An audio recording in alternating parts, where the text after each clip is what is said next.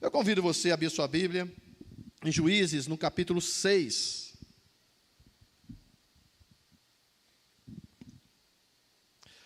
Livro de Juízes, capítulo 6. Eu vou ler alguns versículos. A partir do versículo 1, diz assim a palavra de Deus. Juízes 6, capítulo 1. Capítulo 6, versículo 1. Porém, os filhos de Israel fizeram o que era mal aos olhos do Senhor, e o Senhor os entregou nas mãos dos midianitas por 7 anos. Prevalecendo o poder dos midianitas contra Israel, fizeram os filhos de Israel para si, por causa dos midianitas, as covas que estão nos montes, as cavernas e as fortalezas. Sempre que Israel semeava, subiam contra eles os medianitas, os amalequitas e também os filhos do Oriente. Contra eles se acampavam e destruíam o produto da terra até chegarem a Gaza. Não deixavam mantimento em Israel, nem ovelhas, nem bois, nem jumentos. Subiam com seus rebanhos e tenda como um enxame de gafanhoto. Eram tão numerosos que não se podiam contar, nem a eles, nem os seus camelos. Entravam na terra para destruir. Assim, Israel se empobreceu tanto com a presença dos midianitas, que os filhos de Israel clamaram ao Senhor. Clamando eles ao Senhor por causa dos midianitas, enviou-lhes o Senhor um profeta que lhes disse: assim diz o Senhor Deus de Israel: do Egito eu vos fiz subir, e vos tirei da casa da servidão. Eu vos livrei das mãos dos egípcios, e das mãos de todos quantos vos oprimiam. Eu os expulsei de diante de vós, e vos dei a sua terra. Eu vos disse: eu sou o Senhor vosso Deus, não temais. Diga assim: não temais. Não temais aos deuses dos amorreus, em cuja terra habitais, mas não destes ouvidos à minha voz. Feche seus olhos para uma palavra de oração. Soberano e eterno Deus, Pai de nosso amado e Salvador Jesus Cristo. Senhor, na tua bendita e gloriosa presença, a tua igreja está reunida na manhã deste dia, meu Deus. Senhor, o Senhor já tem falado de forma gloriosa aos nossos corações, através, Senhor, da tua palavra cantada, Pai, ministrada, que o teu Espírito Santo falou tanto ao nosso, Pai. Mas agora, Senhor Deus, eu peço, Senhor, continua a falar conosco através da tua palavra. Abre a nossa mente, o nosso entendimento, o nosso coração, para entendermos, absolvermos e colocarmos em prática, Senhor, tudo quanto o Senhor tem a falar conosco ainda nessa manhã. Assim nós oramos em nome de Jesus. Você pode dizer amém? Amém. Vamos entender o que está acontecendo aqui. Deus tirara o povo como um forte do Egito. Nós celebramos aqui domingo passado essa passagem, esse feito, que é a Páscoa do Senhor, quando Deus enviou ali Moisés e enviou as 10 pragas ao Egito. E dali o povo, Deus tira o povo que era oprimido, que era escravo, porque o povo clamou a Deus. E Deus enviou um libertador, usou ali Moisés para fazer isso. E nós enfatizamos aqui domingo passado sobre pertencer a um Senhor. Aquele povo que estava ali não pertencia a Faraó. Aquele povo que estava ali pertencia a Deus. Eram promessas de Deus, eram descendência de Abraão, Isaque e Jacó. E a Bíblia nos fala que no momento final, na última praga, a praga dos primogênitos, que Deus enviou o anjo ali, porque Páscoa significa passar por cima. E Deus enviou ali o anjo que foi ceifando a vida de cada primogênito dos egípcios, até dos seus animais. Mas Deus determinou que aquele que tivesse o sangue passado nos umbrais das portas, quando o anjo destruidor passasse e visse o sinal, visse a marca do sangue, ele não poderia entrar naquela casa. Ele passaria por cima. Por isso que ficou a Páscoa. E este povo é o povo que saiu dali, que agora está nessa situação que nós acabamos de ler. O povo que havia sido liberto da escravidão do Egito, mas que continuava escravo dos seus medos. O povo estava aqui sendo oprimido por outro inimigo. E esse inimigo era cruel. Eram 3 exércitos grandes. E esse exército vinha de uma forma tão forte, tão impactante, tão numerosa, que era impossível contar sequer os seus camelos, de tantos que eram. Entravam na terra e a destruíam. Tudo que o povo de Deus plantava, semeava, esperando colher, aqueles inimigos vinham e destruíam, e o povo não tinha com que se alimentar, o povo não tinha com que comer, e o povo começou a empobrecer, e isso durou 7 anos. Aqui já me chama uma curiosidade, que eu fico pensando, meu Deus, a Bíblia diz que quando eles clamaram, o Senhor enviou o profeta. Passaram 7 anos, sofrendo, sem clamar a Deus. E o Senhor disse bem claro aqui qual era a regra. Deus disse para eles assim: eu vos disse, no versículo 10 do capítulo 6, não temais aos deuses dos amorreus, em cuja terra vocês estão habitando, mas vocês não deram ouvidos à minha voz. Por que Deus está dizendo isso? Porque se existe algo que Deus não permite, é que algo tome o lugar de Deus em nossa vida. Deus não permite isso, porque a partir do momento que você deposita a sua confiança em algo, você está destronando Deus daquela posição. E Deus falou com eles: vocês vão habitar no meio de um povo pagão, no meio de um povo que adora vários deuses. Vocês não temam a esses deuses. O que queria dizer não temam esses deuses? Vocês não adorem esses deuses, vocês não se prostrem diante desses deuses. Vocês não se sujeitem às ordens e ordenanças e sacrifícios que esses deuses exigem. Não tenham medo deles. Essa situação que esse povo estava adorando aqui era Baal e Azera. A Baal, a Bíblia nos fala lá em Jeremias, no capítulo 19, versículo 5, que quando o povo estava novamente se rendendo a esse Deus, chegava ao ponto de entregar, pensa, o povo de Deus, entregar os seus próprios filhos para serem queimados em sacrifício a este Deus Baal. E isso aborrecia Deus, porque quando você se prostra de algo que não é Deus, Deus se afasta. Quando você tira Deus do seu trono, Deus se afasta. E a Bíblia nos diz que foi exatamente o que Deus fez. Deus os entregou, significa o seguinte: Deus se afastou. E aí o inimigo veio, de forma cruel, de forma forte, arrasando todo a uma nação. E isso era algo recorrente. O povo parece que não aprendeu. Se você vê o livro de Juízes, é sempre essa sequência. Não havia ainda um rei sobre Israel. Um rei físico, um rei humano. Deus tirou o povo e falou assim: eu vou reinar sobre vocês.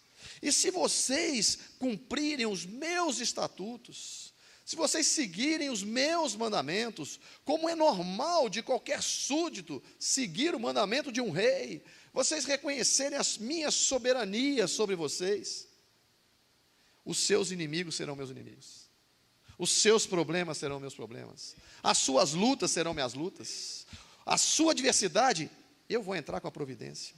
Mas o povo não fazia isso. Então, o que o povo fazia? Aonde eles estavam, no ambiente que eles estavam, eles começavam a ser moldados por aquele ambiente. Eles começavam a ser influenciados por aquele ambiente. E aí, se ele via alguém que era próspero, adorando a Baal, eles iam ali e começavam a oferecer sacrifícios a Baal, achando que Baal ia trazer a solução para o problema deles. E quando isso acontecia, Deus se afastava. E aí o povo clamava, Deus se manifestava, levantava ali um juiz que salvava o povo. E assim foi. Durante o livro de Juízes é exatamente isso que acontece repetidamente. E aqui estava novamente o povo passando os seus perrengues. E Deus envia primeiramente um profeta para avisar o porquê que aquilo estava acontecendo. 7 anos, diga 7 anos, sofrendo. 7 anos, empobrecendo. 7 anos, indo de mal a pior. E o povo continuava adorando a Baal. Mas quando o povo clamou, Deus manda um profeta e avisa o porquê. E é interessante a gente pensar assim, poxa, será que Deus estava castigando eles? Não. Deus estava só deixando, porque qual que era o propósito de Deus? Porque se aquele povo, pense comigo, aquele povo continuasse adorando a Baal, se aquele povo continuasse neste caminho que eles estavam indo, eles estavam caminhando para a perdição. Então Deus permite que certas coisas aconteçam para que nós nos voltemos para Ele novamente, para que nós nos lembremos que nós estamos passando aquilo, não é porque Deus está agindo contra nós, mas que Deus está permitindo que coisas aconteçam, e na maioria das vezes é coisas porque nós estamos saindo dos trilhos, vamos dizer assim, coisas aconteçam, para que nós nos acheguemos cada vez mais perto do Senhor, para trazer o povo, converger o povo, funilar o povo novamente a chegar-se a Deus. O fato é que nesse caso o povo estava pobre, sem ter o que comer, morrendo de medo, e essa era a situação de todo o povo.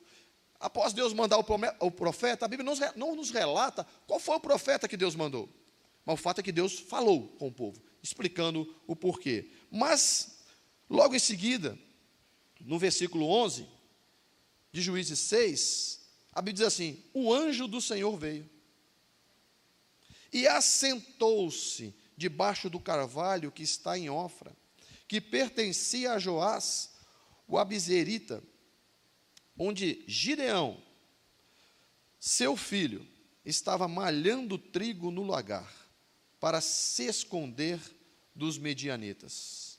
Quando o anjo do Senhor apareceu a Gideão, lhe disse: o Senhor é contigo, homem valente.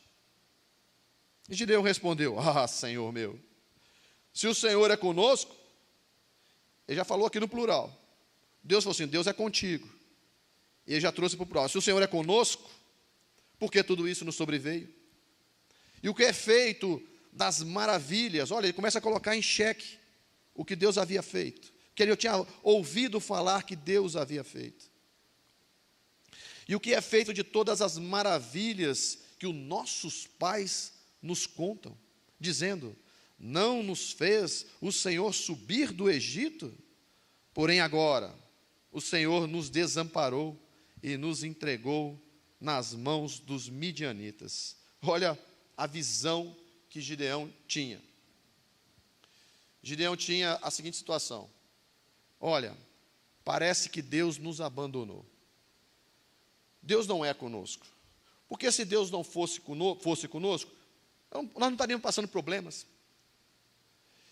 Mesmo Deus falando pelo profeta que o problema era o povo ter se afastado, Gideão parece que não deu muita bola para isso. Foi preciso que um anjo de Deus viesse até Gideão. E Gideão fala assim: olha, se o Senhor nos abandonou, meus pais contam algumas maravilhas que Deus fez quando tirou o povo do Egito, mas isso não é a realidade mais entre nós. E aqui eu quero chamar a sua atenção para uma coisa, e isso é muito comum para nós que viemos, digo por mim, que às vezes você vem de uma família cristã, que conhecia Deus, e você vê o seu pai, a sua mãe, o seu avô, a sua avó, contar as maravilhas que Deus fez pela família, os milagres que Deus realizou na família, e às vezes você está vivendo um momento tão difícil, e você pensa assim: mas nem parece que é o mesmo Deus que meu pai e minha mãe fala. Nem parece que é o mesmo Deus, porque minha mãe disse, meu pai disse, minha avó disse, meu avô disse. Entenda uma coisa: essas coisas que o pai, a mãe, o avô disse, é boa. Sim, claro que é. Mas o que Deus quer fazer com você é que você tenha as suas experiências com Deus. Deus não tem neto, Deus não tem bisneto, Deus tem filhos, e Deus trata com cada filho. Não importa se você não está enxergando hoje o que aconteceu no seu passado, das maravilhas que os seus pais contam. O que importa é o que Deus tem para realizar na sua vida. O que importa é que Deus tem para realizar no seu hoje, no seu presente. E era isso que Deus estava dizendo para Gideão. Homem valente, Deus é contigo. Mas é interessante nós vermos esse lado, que Gideão vinha de um povo de Deus, vinha do contexto do povo separado por Deus. E não era para ser assim com a gente? Pensa comigo, quando aceitamos a Jesus como nosso único e suficiente Salvador, Ele passa a assentar-se no trono da nossa vida, certo? Pelo menos era o que era para acontecer. Pois o que estava assentado antes era o meu eu. E a partir daí, quando eu aceito a Cristo como meu único Salvador, o meu eu, as minhas vontades, deixam de reinar e eu dou lugar para Deus reinar na minha vida. Por isso que o apóstolo Paulo, em Gálatas 20, vai dizer assim: eu estou crucificado com Cristo, e já não sou eu mais que vive, mas Cristo vive em mim. A vida que vivo no corpo, vivo pela fé no Filho de Deus. Então vamos ver, se eu aceito a Cristo como Salvador, é Ele que vive em mim. A partir de hoje não é mais o meu eu, não são mais as minhas vontades, não é mais o que eu quero, mas é o que Deus quer para a minha vida. Deveria ser assim, amém ou não? Amém ou não, igreja? Mas infelizmente não é. Só que na verdade, o que está sentado sobre o trono, governando as pessoas, não é o seu eu, mas sim o seu medo. O seu eu está servindo ao seu medo. Observe, deixa eu explicar isso melhor. Observe que as pessoas que não aceitam a Cristo como Salvador, certamente você conhece alguém que ainda não serve a Deus, que não teve um encontro com Deus, um amigo, um parente, e você pergunta para essa pessoa: olha, por que você não faz tal coisa? Isso aí vocês dá um exemplo. Mas por que você não faz isso? Se a pessoa não é regida, direcionada, orientada por Deus, não entregou a sua vida ao Senhor, ela faz aquilo que ela quer fazer, aquilo que ela está guiada pelo seu próprio eu. Teoricamente deveria ser assim, mas na verdade não é. Elas estão criadas pelo medo, e porque e os medos são diferentes. Talvez você tenha medo de uma coisa, eu tenho medo de outra, e outro de outra, mas o fato é que todos nós, se nós não tivermos atenção, nós somos direcionados e estamos servindo, tudo que nós fazemos é para servir a este medo da qual está entronizado em nossas vidas. Por exemplo, você fala para assim, você percebe, conhece um amigo, o cara tem talento, o cara é bom, sabe fazer aquilo, é um bom profissional, e você fala para ele assim: fulano, por que você não abre uma empresa? Você é bom nisso que você faz, você é talentoso, é capaz. E a pessoa vai dizer para você assim: sabe qual é o meu medo? E aí ela fala porque ela não abre. Poderia fazer o que quiser, sim ou não? Aí você fala para uma pessoa, e eu às vezes falo isso, porque às vezes você conhece outro país, você vê oportunidades em outro país que pessoas que aqui estão não veem. Aí você vê a pessoa que tem é capaz, tem uma habilidade. E você fala assim: rapaz, vai morar em outro país, vai usar toda essa habilidade que você tem em outro lugar, você vai mudar de vida, você fica aqui aprisionado nessa condição financeira, tem outras oportunidades fora daqui. E a pessoa olha para você e fala assim: sabe qual que é o meu medo? E não vai. Você vê pessoas que são machucadas por relacionamentos que não deram certos. E aí você vê a pessoa, uma pessoa boa, uma pessoa que teve somente uma experiência ruim. Aí você fala para a pessoa assim: ei, vem cá, já passou um tempo, por que você não se abre para um novo relacionamento? E a pessoa olha para você e fala assim: sabe qual que é o meu medo? E não faz. A pessoa às vezes está casada há muito tempo, são boas pessoas, equilibradas, tem tudo para ter uma família bonita. Aí você fala assim: por que vocês não arrumam um filho? E a pessoa fala assim: sabe qual que é o meu medo? Estão me entendendo? Digam amém, por favor. Isso acontece sim ou não? A verdade é que nós somos governados pelo medo. Gideão estava fazendo o que ele estava fazendo no trabalho dele, movido pelo medo.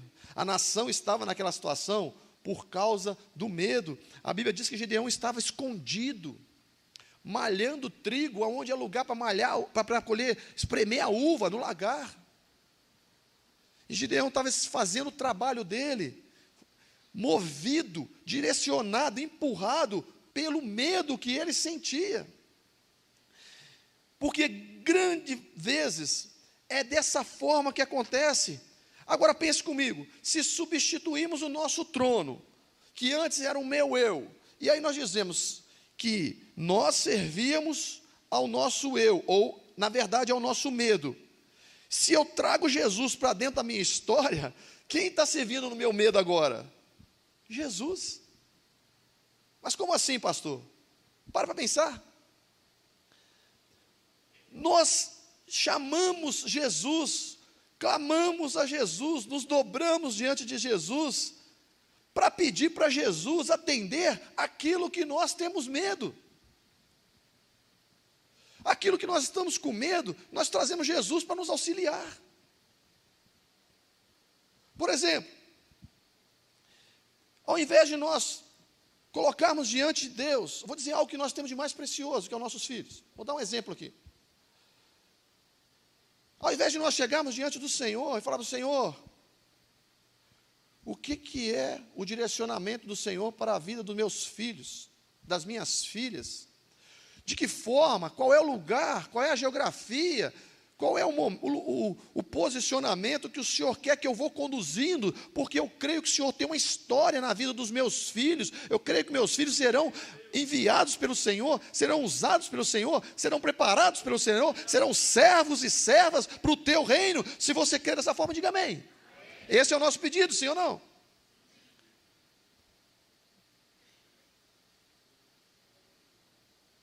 Só que, na verdade, nós não falamos assim. Nós pedimos para que Deus guardar os nossos filhos daquilo que nós temos medo que possa atingi-los. Senhor,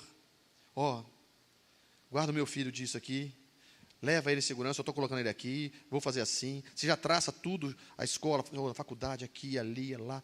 Tudo que você faz, todas as vezes, você dobra os seus joelhos, você vai colocar assim: Senhor, resolve aquilo que está me causando medo.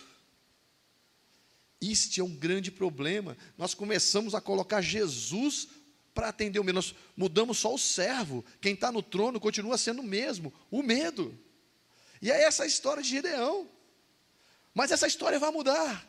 E eu quero aqui, em nome de Jesus, profetizar para a sua vida. Você que entrou aqui nessa manhã com medo de tantas coisas, eu quero dizer para você: olha, hoje o Senhor vai mudar essa história em nome de Jesus. O medo não vai permanecer no controle da minha vida. Quantos recebem essa palavra? Diga amém. Quem está no centro da nossa oração? Esse é o problema. Será que não estamos achando que o medo nos protege mais do que Deus? A gente deixa de fazer coisas por medo, achando que se eu não fizer, eu não vou correr o risco. Então parece que o medo me protege mais do que Deus.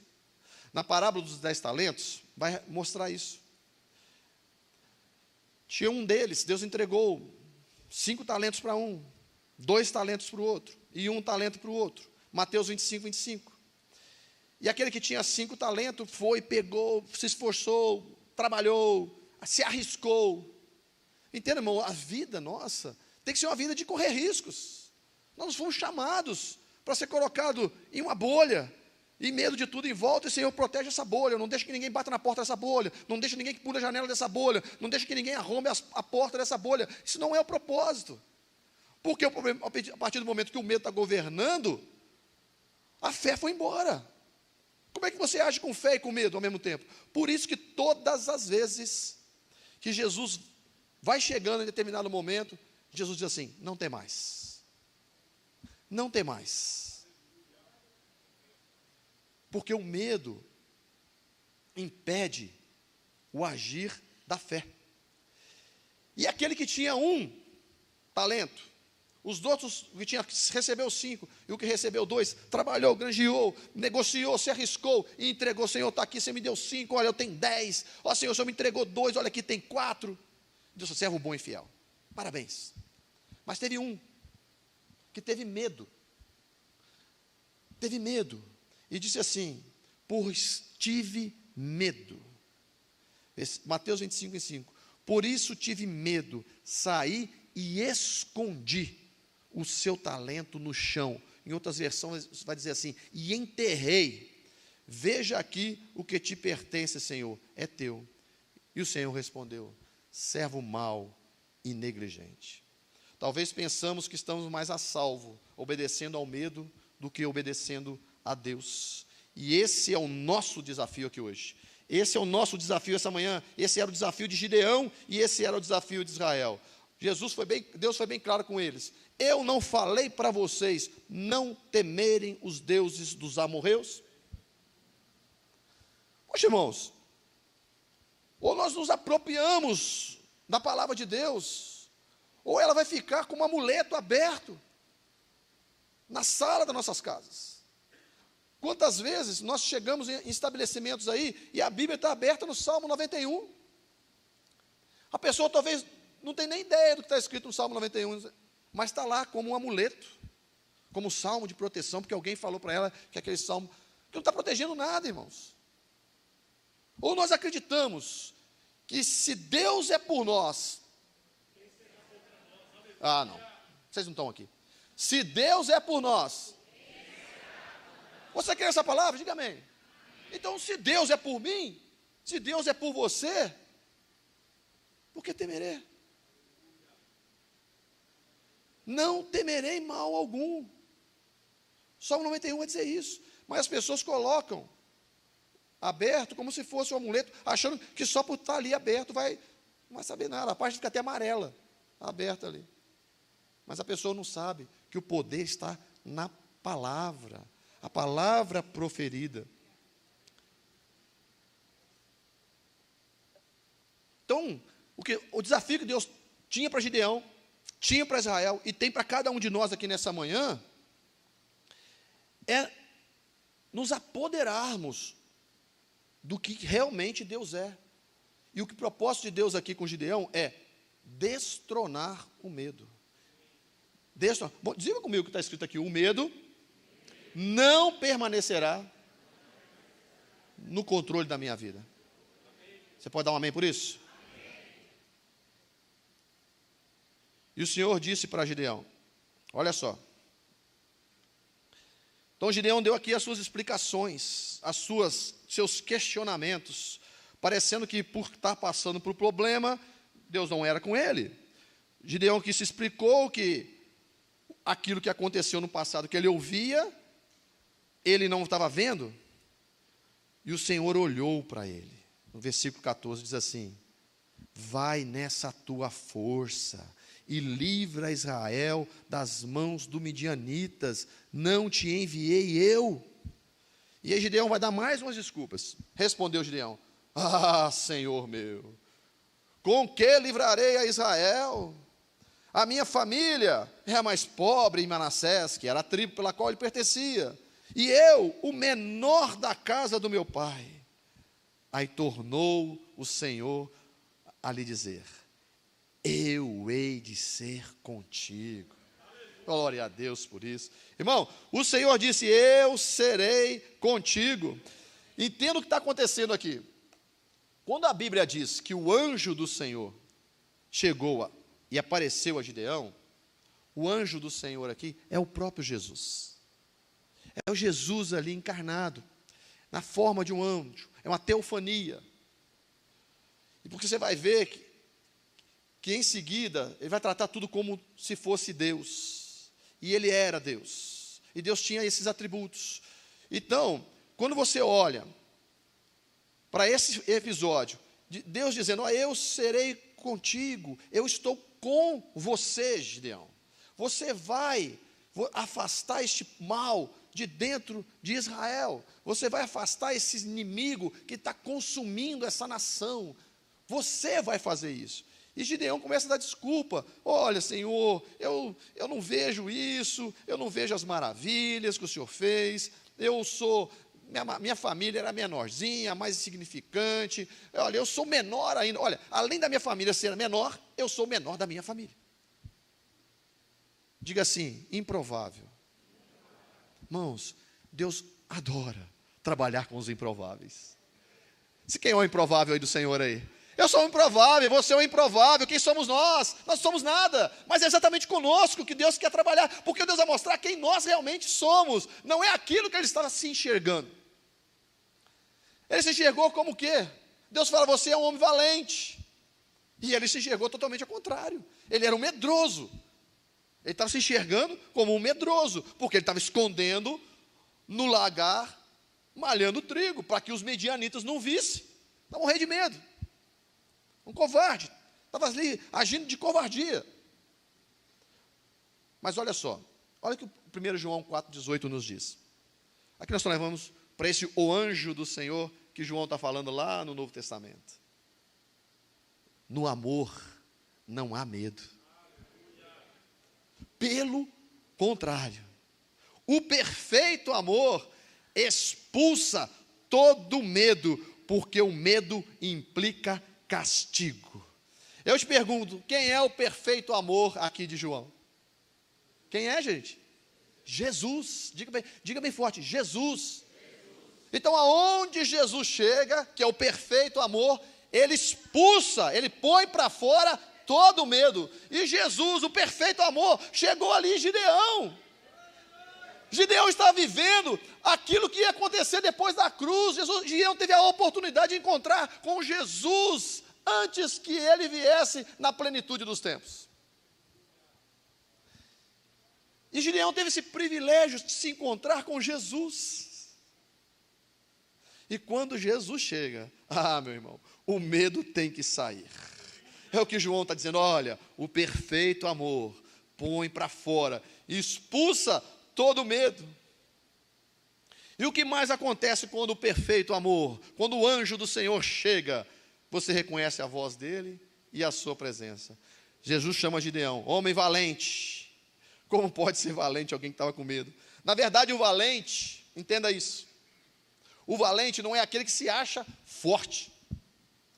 O valente não é aquele que sente que tem força e habilidade. Não, o valente é aquele que deposita a sua confiança no Senhor.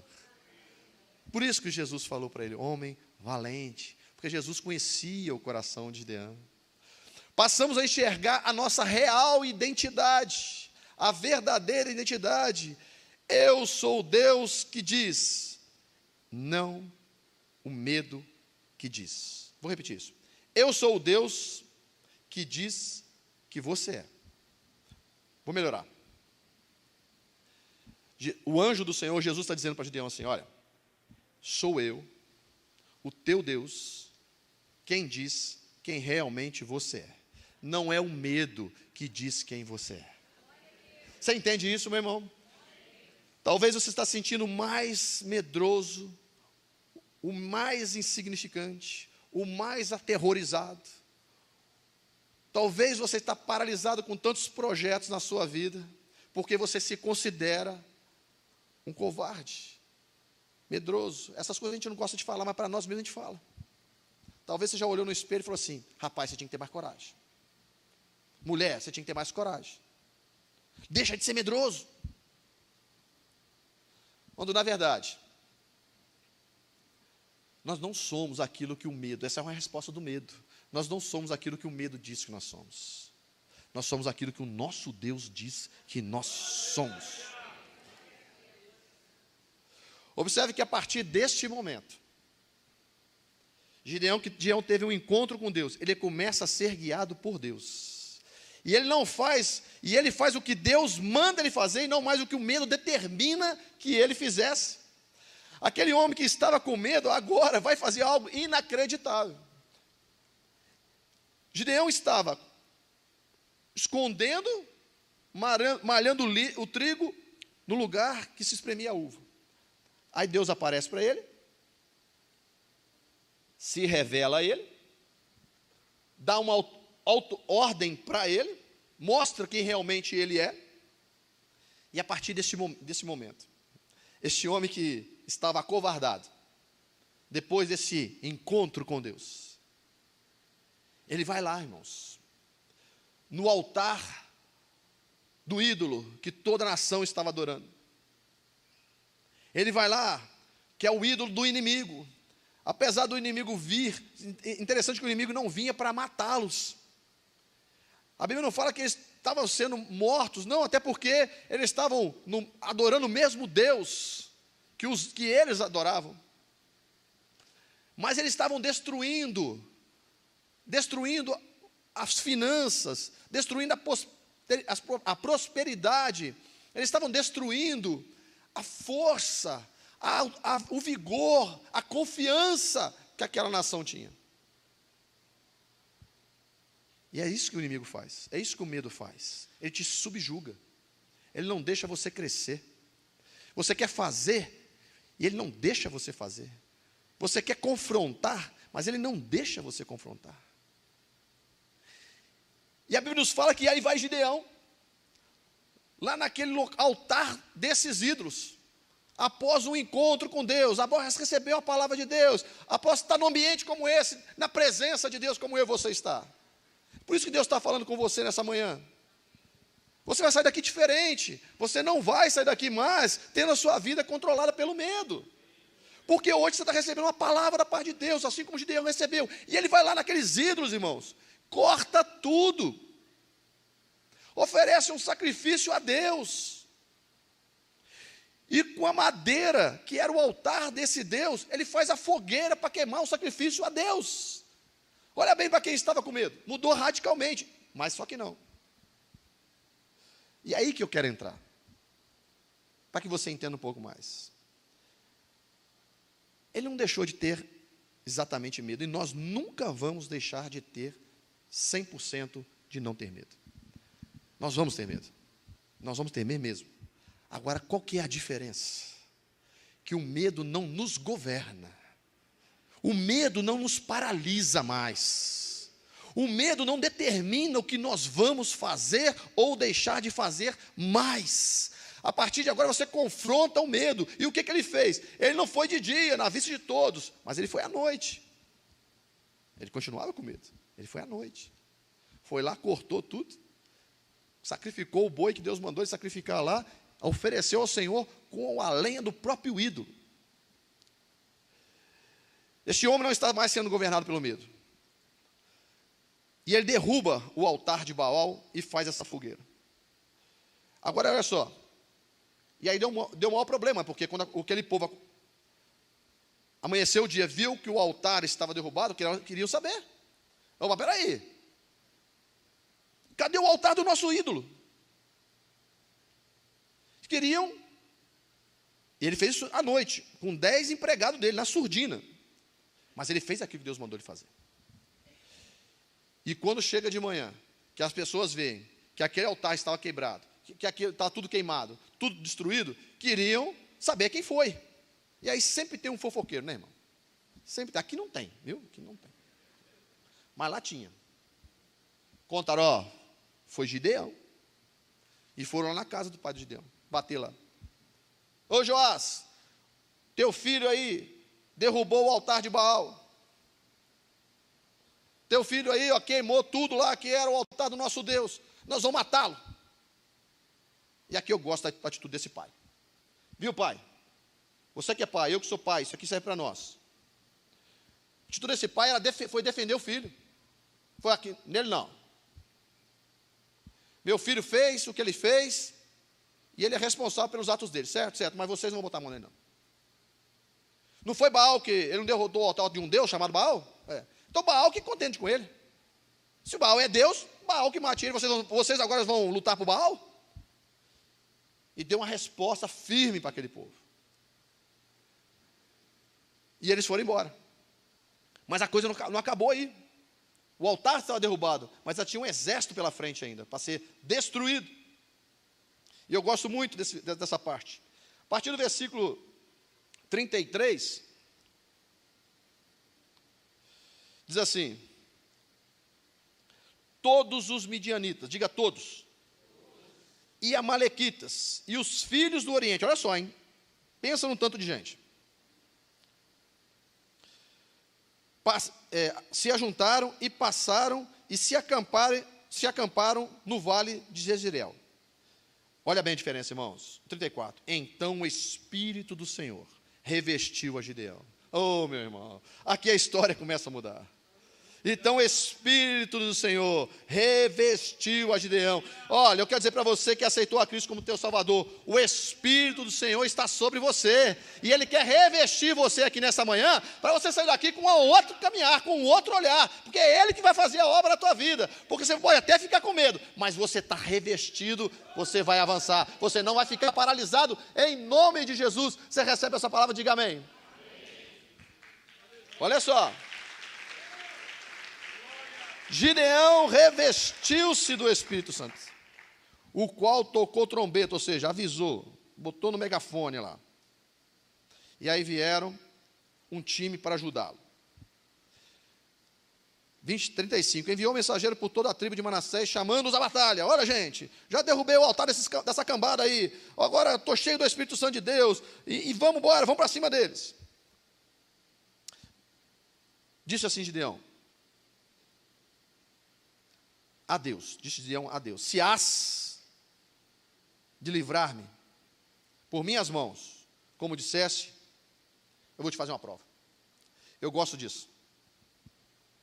A gente acha que Deus se ofende com as nossas provas, quando a gente pergunta para Ele: Senhor, é o Senhor mesmo que está falando comigo?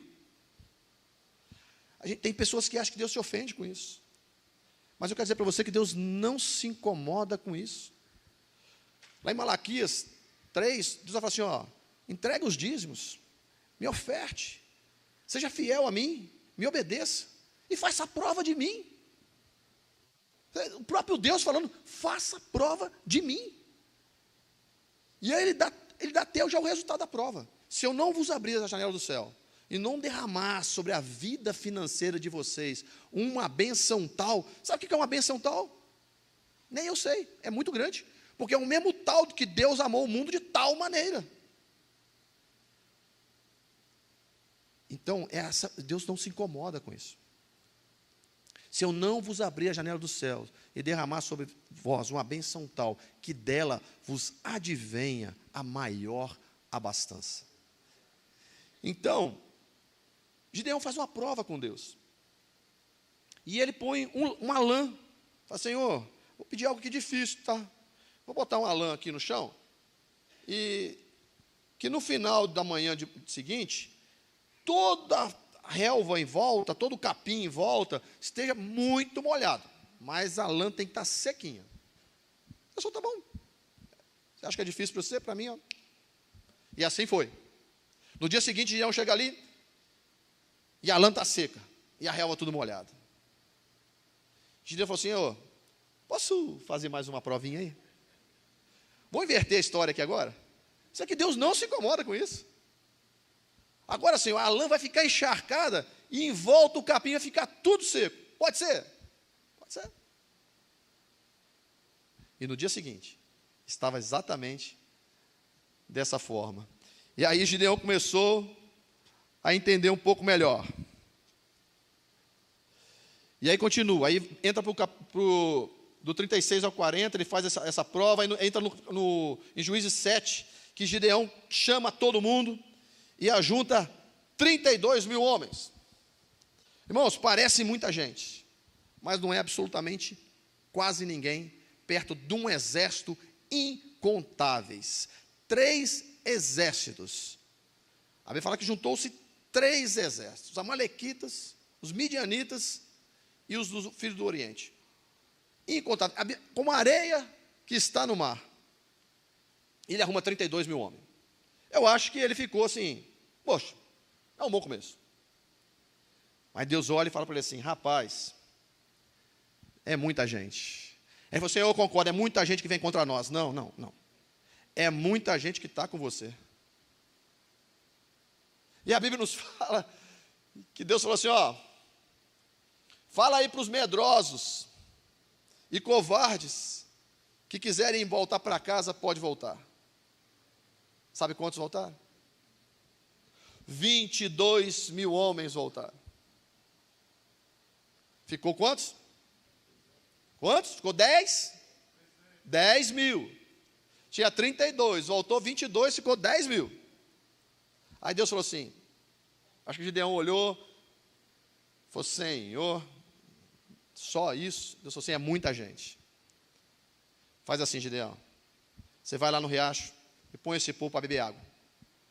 Aquele que beber água, levando a boca até o riacho, você separa de um lado. Aquele que pegar a água e trouxer a boca, você separa para o outro. Se eu fosse Gideão ali, eu tinha que ficar até contente. Porque na hora que ele separou 300 para um lado, 9.700 por outro, ele pensou assim: pô, graças a Deus, só 300 foi, levou a mão na boca. Falou assim: Gideão, mas é os 9.700 que vai embora, você vai ficar com os 300. Difícil, irmão? Sim ou não? Claro que é, se coloca no lugar dele. Mas olha o que Deus fala para Gideão, no versículo 9, de Juízes 7.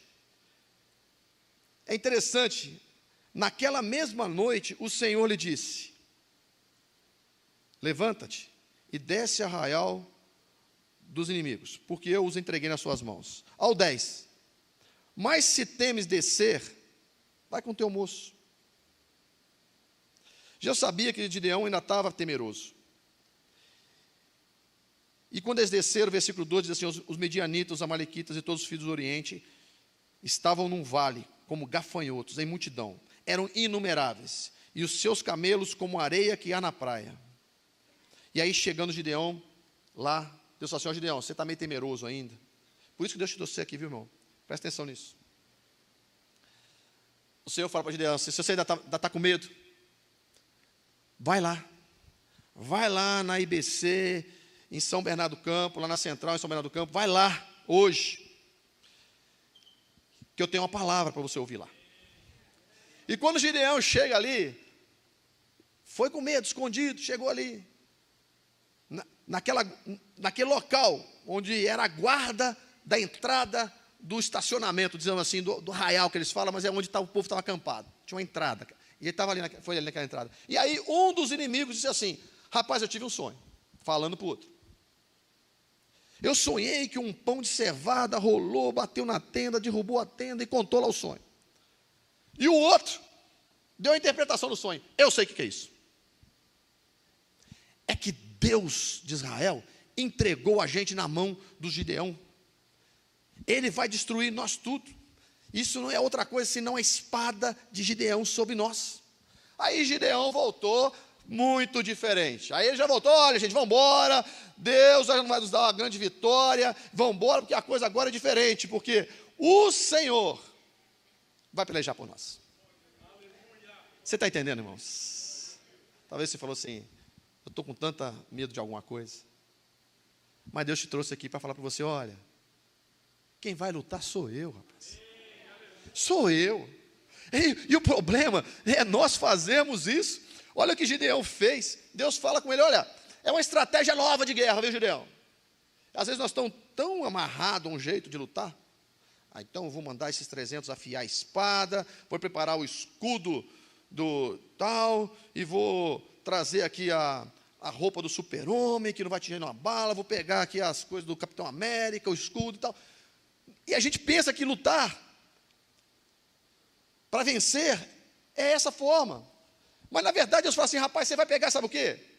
Qual que é a espada? Qual que é a espada mágica que quando eu fizer assim, não vou chegar nem perto, vai derrubar todo mundo? Não.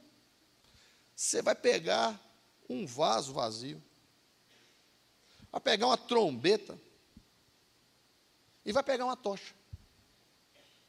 Como é que é? Para lutar contra um exército inumerável? É. Sabe o que Deus está dizendo para nós? Para de tentar fazer do seu jeito.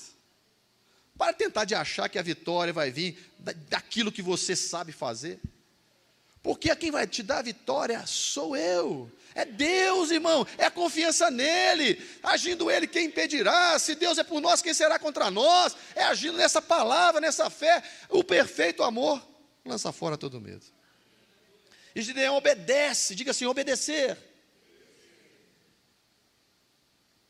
Às vezes não faz sentido, mas nós fomos chamados para indagar, nós somos chamados para obedecer. Sabe aquela palavra lá em Romanos que fala assim, todas as coisas contribuem para o bem? Esses dias, teve uma irmã que me ligou, falou assim, pastor, eu estou para chegar aí na igreja, mas o pneu do meu carro furou, eu não aguento mais, e começou, reclamou e falou, irmã, a Bíblia diz que todas as coisas contribuem para o bem daqueles que amam a Deus e são chamados segundo o seu propósito. Tem propósito na sua vida? Então todas as coisas vão contribuir para o bem. Aí você, pastor, mas está difícil enxergar isso. Mas nós não fomos chamados para enxergar nada. Nós somos chamados para obedecer a palavra de Deus e crer nela. E Gideão fez isso, pegou o vaso vazio, pegou a tocha, pegou a trombeta e foi para o campo de batalha. Foi encontrar com o inimigo. Separou 3 companhias, 100 para cá, 100 para lá, 100 para lá, conforme Deus tinha orientado a ele. E no momento que ele quebra os vasos, toca a trombeta, levanta a tocha e diz, pelo Senhor e por Gideão, pronto, acabou. Você sabe o que chama isso, irmãos? Isso chama a matéria-prima que Deus precisa para fazer o milagre. A matéria-prima. Deus pede de nós a matéria-prima. A matéria-prima é obedecer o que Ele está pedindo para que a gente faça. Obediência é trazer aquilo que Ele pede que nós trouxemos. Lembra da transformação da água em vinho? Enche as talhas. Enche as talhas. Que eu vou transformar elas em vinho, mas encher a talha de água cabe a nós. Deus ia dar vitória, mas quem que ia fazer o barulho? Quem ia quebrar a tocha? Quem ia quebrar o vaso? Quem ia dar um grito? Tocar a trombeta, levantar a tocha, somos nós, era Gideão, e aqueles 300 homens. E a Bíblia diz que quando eles fizeram isso, aí Deus começou a trabalhar. Aí aqueles inimigos começaram a lutar um com o outro. Presta bem atenção, os inimigos, irmãos, mais variados que nós temos, eles não são aliados deles, eles são aliados em nos derrotar. Mas a partir do momento que eles veem que não tem como nos derrotar, eles lutam entre si mesmos. Nós vimos isso em outras passagens, vimos isso com Josafá, que juntou 3 reis, houve também 3 exércitos vieram lutar contra ele. Mas ele obedeceu. Ele foi ao encontro daqueles inimigos. E quando ele começou a cantar, ali era o que Deus precisava para fazer o milagre. E aqui, Gideão teve que obedecer e fazer aquilo. Gideão já não estava mais movido pelo medo. Gideão já não estava movido mais olhando para si próprio. Gideão não estava mais olhando pela sua condição física, nem pela condição da sua família. Gideão não estava olhando mais pela capacidade financeira que ele tinha. Gideão estava olhando pela palavra que havia sido determinada para o Deus que ele fizesse. Ele estava sendo obediente. E ele pensou assim, quem vai fazer o resto agora não sou eu. Entende? Quando você obedece, quem vai fazer o resto? O restante não é você. Eu vou terminar. Não permita que o medo permaneça no controle da sua vida. Tem pessoas que estão aqui hoje, que vieram aqui hoje, com medo da morte, com medo de onde vão passar a eternidade,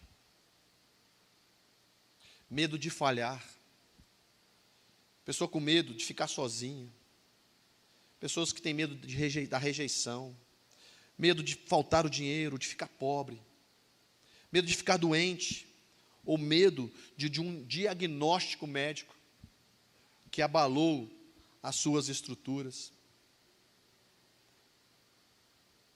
Eu lembro que numa quarta-feira recente, algumas quarta-feiras atrás, antes de nós viemos para cá, num culto dos milagres, que é o que nós determinamos, que é o mesmo modelo que nós temos aqui de quinta-feira, lá na sede de quarta.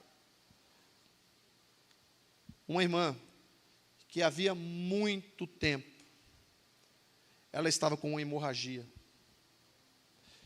E ela, no momento que nós pregamos, e uma palavra foi ministrada no coração dela, ela saiu do lugar dela e veio até a frente. E nós começamos a orar, descemos, oramos, começamos a impor as mãos. Bom, eu orei por muita gente. Mas ela sabe, e tinha outros pastores orando também. E nós temos inúmeros milagres, estou falando este, mas não tem absolutamente nada a ver comigo. Tem a ver com o poder de Deus. E Ele faz na hora que Ele quer, sabe? E você fui orando, impondo as mãos. Ela estava com muito medo daquela situação. Mas Deus, ela ouviu a voz de Deus assim: vai e se entrega às minhas mãos, aos meus cuidados. E quando ela chegou lá na frente, eu fui orando. Ela falou que ouviu, sabia que era, por isso que depois ela veio me perguntar. Ela veio falar comigo, porque quando eu cheguei, coloquei a mão na cabeça dela e disse assim: seja livre deste mal. Foi o que eu falei para ela. Depois ela falou assim: pastor, depois do culto, ela falou assim: ó, imediatamente estancou a minha hemorragia. Imediatamente. Poderia ter sido qualquer outro pastor, mas ela deu um passo de fé. Você entende? Então, assim, eu vou deixar fora esse medo, está me consumindo. Ela estava pensando que era tanta coisa que poderia ser de ruim nela, já tinha feito tantos exames e não estava nada bem. As coisas não estavam nada bem. Medo, pessoas que têm medo de doença, medo de um diagnóstico médico, medo de perder pessoas que amam. Tem gente que tem medo de envelhecer, medo de ser julgado pelas outras pessoas, medo de mudanças, medo de tomar decisões, medo do futuro. Tem gente, irmãos, que não trabalham, não servem na casa do Senhor por medo do que um vai falar, e se eu não fizer direito, e se eu não cantar direito, e se eu não servir direito, o que vão falar. Então, para mim não correr o risco do que vão falar de mim, eu fico quietinho aqui no meu banco. Não é isso, não é esse o propósito de Deus para a sua vida. Não existe ministério de banco, gente. Eu costumo dizer que o único ministério de banco que a Bíblia nos fala foi o Eli, que estava sentado num banco, caiu e quebrou o pescoço. Mas não vai acontecer aqui não, viu? Fique em paz.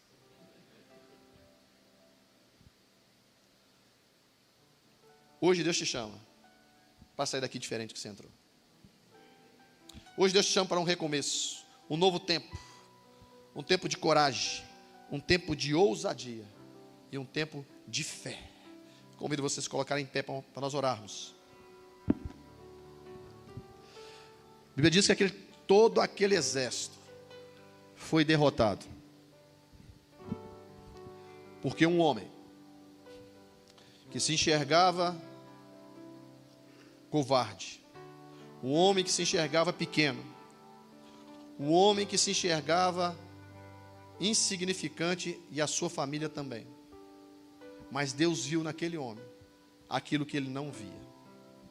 Entenda que o povo de Israel deixou de abraçar uma promessa de Deus, porque quando mandou 12 espias à terra que manava leite e mel, a terra que Deus mandou, providenciou para eles, mas eles precisaram conquistar. Entenda que Deus vai sempre usar você para conquistar algo.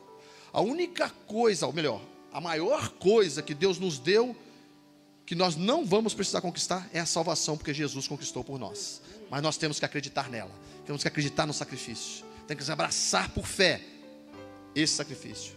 Mas fora isso, tudo você terá que conquistar. Andar com Ele.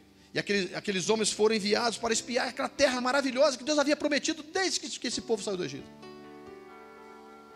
E mandou 12 homens, um representando a cada tribo. 10 deles ficaram com medo. Deixou o medo dominá-los. Deixou o medo paralisá-los. Deixou o medo bem entronizado. E disseram para todo o restante: nós não podemos vencer. Eles são maiores que nós. Eles são mais fortes que nós. Eles são gigantes. E tudo isso impediu que toda aquela geração alcançasse a promessa que Deus tinha dado a elas. Apenas Josué e Caleb foram corajosos e disseram assim: se tão somente o Senhor se agradar de nós, nós vamos acabar com esses gigantes, porque é o Senhor que vai guerrear por nós, não somos nós. É isso que nós precisamos entender. Nós precisamos ir confrontá-los, mas quem vai guerrear é o Senhor. Nós precisamos pegar a tocha, o vaso e a trombeta, mas quem vai lutar é o Senhor. Nós precisamos descer para a batalha pela ladeira de Ziz, como Josafá desceu, cantando, mas quem vai guerrear é o Senhor. Eu tenho que ir de encontro ao meu inimigo, eu não posso ficar com medo, porque se eu ficar com medo malhando trigo no lagar, nada vai acontecer. Deus trouxe essa palavra para o meu, para o teu coração. Não é para que fazendo assim nós vamos sair daqui sem medo algum. Não. Mas nós vamos saindo daqui não tendo mais o medo como governante da nossa história. E às vezes o que você faz, aqueles 10 homens impediram que uma nação inteira se apropriasse da promessa de Deus. Talvez você pai, você mãe, às vezes uma atitude sua pode trazer referência a toda a sua família. Uma atitude de fraqueza, de medo, pode contaminar toda a sua família. E às vezes você está aqui e foi contaminado por isso. Sua mãe tinha medo de tudo, seu pai tinha medo de tudo. Você cresceu num ambiente de medo. Você cresceu num ambiente que você não via ninguém tomando uma atitude de fé. Sempre, não vou fazer isso porque é perigoso. Mas e se der errado? Mas sabe qual que é o meu medo? O meu medo é se der errado. O meu medo é se não for Deus que está falando comigo. O meu medo é melhor ficar garantido nisso aqui. Tem gente que não dizima, não oferta porque tem medo de faltar no final do mês. Ei, Deus tem muito, muito para a sua vida. Não deixe ser governado pelo medo. E você não veio aqui nessa manhã para sair da forma que você entrou. Você veio aqui sendo desafiado com essa palavra. E vou dizer para você, toda vez que nós entramos na casa do Senhor, essa palavra é pregada para nos desafiar, para mostrar para nós que nós podemos melhorar, para mostrar para nós que nós podemos agir com mais fé, para mostrar para nós que nós temos um Deus que é muito maior do que os nossos problemas, para mostrar para nós que aquele que morreu na cruz do Calvário, Ele já nos deu com Ele toda sorte de bênção. Mas nós precisamos apropriar dela. Então sempre que você vem à casa do Senhor, é para você ser desafiado a um passo de fé. E se você está sendo confrontado pelo seu medo nessa hora, Deus quer mudar essa história e trazer você a sair daqui diferente, acreditando que Ele está com você. E você só tem que obedecer a palavra dele. E Ele vai te dar vitória sobre essa situação que está te afrontando, esse medo que está te dominando. Enquanto nós louvamos ao Senhor, só quer receber uma oração, quer dar um passo de fé. Pastor, se eu ficar aqui eu recebo. Recebe também. Mas Deus gosta disso. Nossa igreja é uma igreja de altar. Sabe, quando você sai do seu lugar e vem aqui, você está demonstrando que você recebeu essa palavra, e você está reagindo a essa palavra. Jesus, quando chegou num ambiente como esse, na sinagoga, tinha um homem ali que tinha uma mão ressecada. Jesus poderia ter curado esse homem lá onde ele estava, mas Jesus falou assim: sai do seu lugar e vem aqui na frente. Você entende? Deus queria a reação dele àquela palavra. Então, se você quer sair daqui hoje diferente do que você entrou, com relação a tudo que você ouviu, nesse louvor, sai aqui na frente, nós vamos orar por você. Venha. O fogo não me queima, as águas não vão afundar, pois estás comigo, não estou sozinho, eu estou guardado no esconderijo, não estou sozinho, tu estás comigo. Temer por quê? Temer porque se eu estou guardado por quem nunca perdeu batalhas, seu nome é Jeová.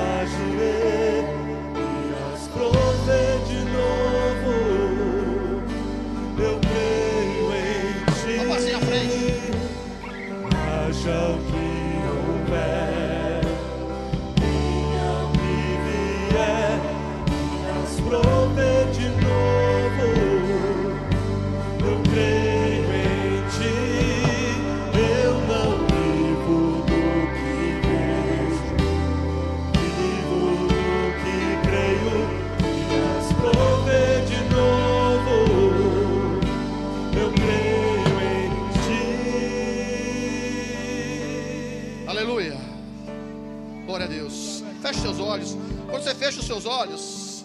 É só você e Deus, não tem mais ninguém do seu lado.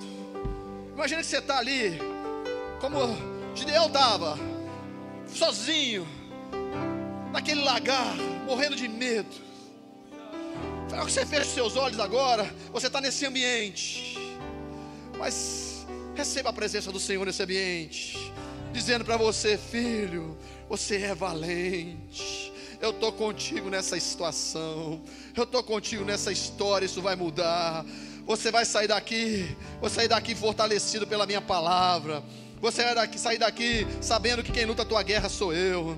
Você vai sair daqui obedecendo aquilo que eu estou falando para você fazer, porque o resto quem vai fazer sou eu. Você só precisa crer, você só precisa obedecer, você só precisa seguir as minhas instruções. O resto quem faz sou eu. Eu estou contigo. Não pensa que você está sozinho nessa situação, não. Lança fora o medo, porque o perfeito amor chegou. O perfeito amor chegou e o medo tem que sair. O medo não vai ficar a partir de hoje. É eu que vou governar e não vou atender os seus medos mais, mas eu vou fazer aquilo pelo qual eu tenho prometido fazer na tua vida.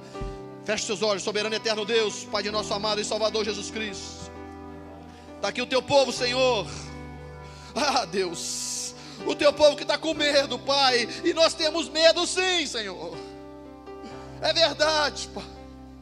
Quantas coisas, Pai, nos trazem segurança, nos trazem medo, Pai.